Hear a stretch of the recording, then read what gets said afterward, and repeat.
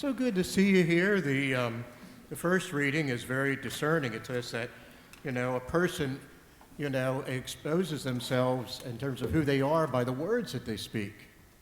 And then Mark Twain said that it is better to have people think you're stupid than to open your mouth and to prove the point.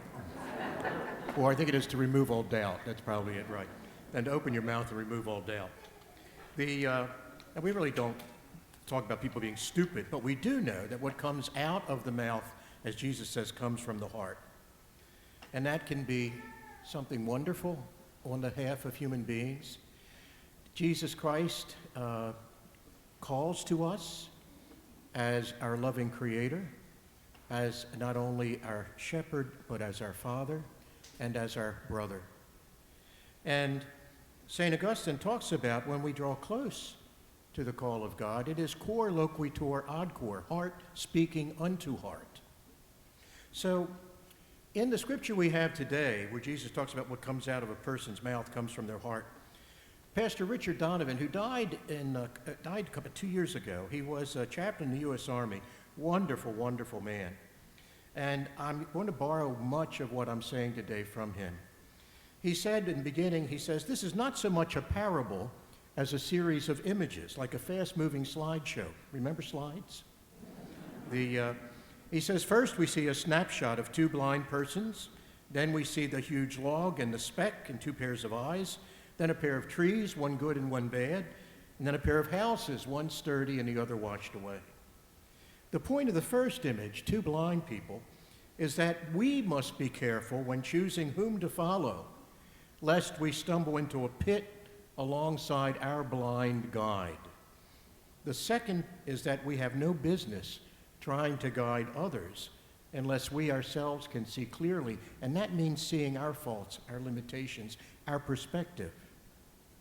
These verses grow naturally out of what Jesus said about not judging or condemning. The problem with judging is that the person who sets him or herself up as a judge of another person's imperfections is also imperfect. Like the blind leading the blind, the imperfect judging the imperfect leaves something to be desired, Pastor Donovan says. He says we are surrounded by both good and bad and need to be able to discern which is which. Problems arise, however, when our discerning turns self-righteous, when we fail to acknowledge that we too are sinners. And there's where a lot of the division comes from in the world and in our church today. We separate our faults from others' faults. Sin is sin. Imperfection and failing is why we need God. And it's why we should never turn our back on one another, because we may feel we don't have that sin. Well, we have plenty of our own, except for my mother. The scribes and the Pharisees personify the problem of forgetting about the imperfection of the human life.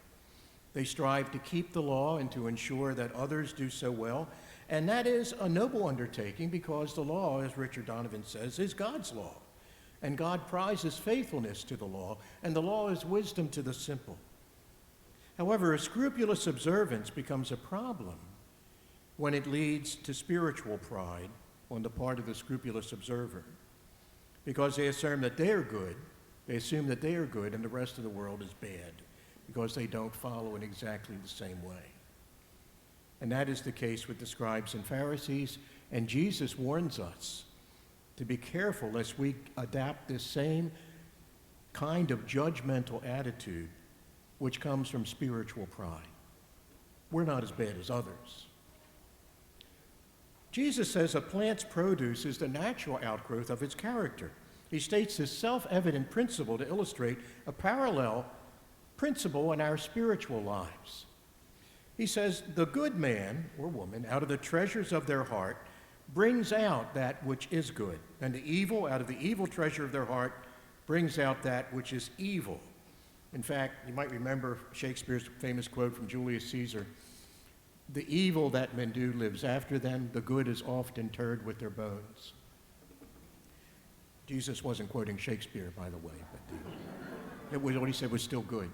It reminds me of the preacher who said, Jesus said, And I agree.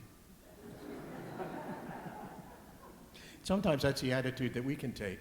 We forget our own humanity and are distracted by the quest for perfection, and so we lose the good at the search for the perfect. The good man out of the treasure of his heart brings out that which is good. The evil man, evil out of his heart which is evil. For out of the abundance of the heart, the mouth speaks. This principle is that our words and our works reflect accurately the condition of our spiritual heart in the same way that an X-ray or an MRI reflects the condition of our physical heart. Our words and our works make it clear what is in our hearts. The person who fails to tell the truth or who uses language or words that wound doesn't have a communication problem. He or she has a heart problem. Now, only 2 days after this weekend's Masses, we will begin a period of 40 days called Lent, which we will providentially, prayerfully use to, as the Scripture says, ask God to create in me a clean heart. These are my reflections on Pastor Donovan's reflections on our Scripture.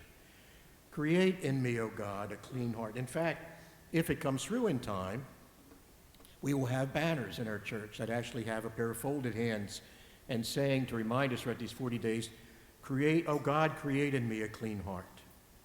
Well, how do we do that? Alone?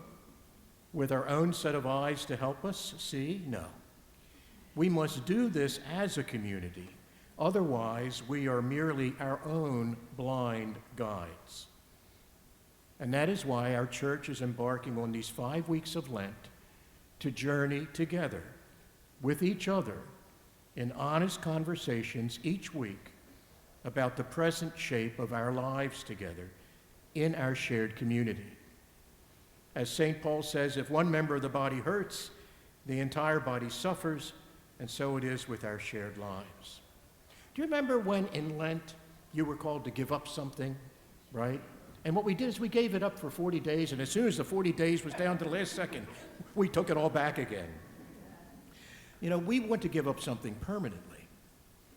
So the image of the two houses, one with a foundation built on rock and the other built without a foundation, in Matthew's version it's built on sand, reminds us, as St. Paul says, that if one member of the body suffers, the entire body suffers.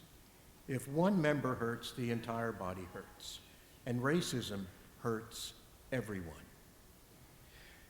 It seems so clear as to be self-evident, but we alone cannot discern how much we have lost by our inability to greet each other as sisters and brothers and to speak heart to heart.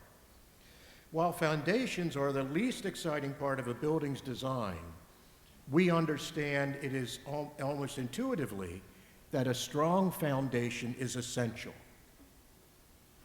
Building houses without good foundations is dangerous. When storms and earthquake come, they're likely to collapse or wash away. Often the occupants lose their lives as well as their houses. But building lives, especially lives together, whether a community or a church without good foundations, is even more dangerous. Lives gathered together is what is called a community. A community gathered together with Christ as its foundation is what is called a church. And a church's foundation has to be a way of seeing each other with the heart of Christ.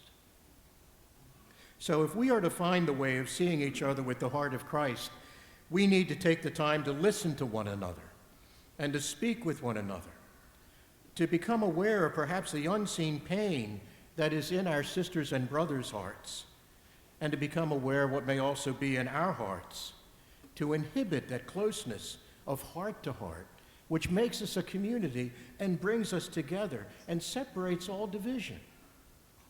And so we have to be drawn closer to that which calls us the heart of Christ, cor loquitur ad cor, heart speaking unto heart, which makes us a community, a church, and children of God.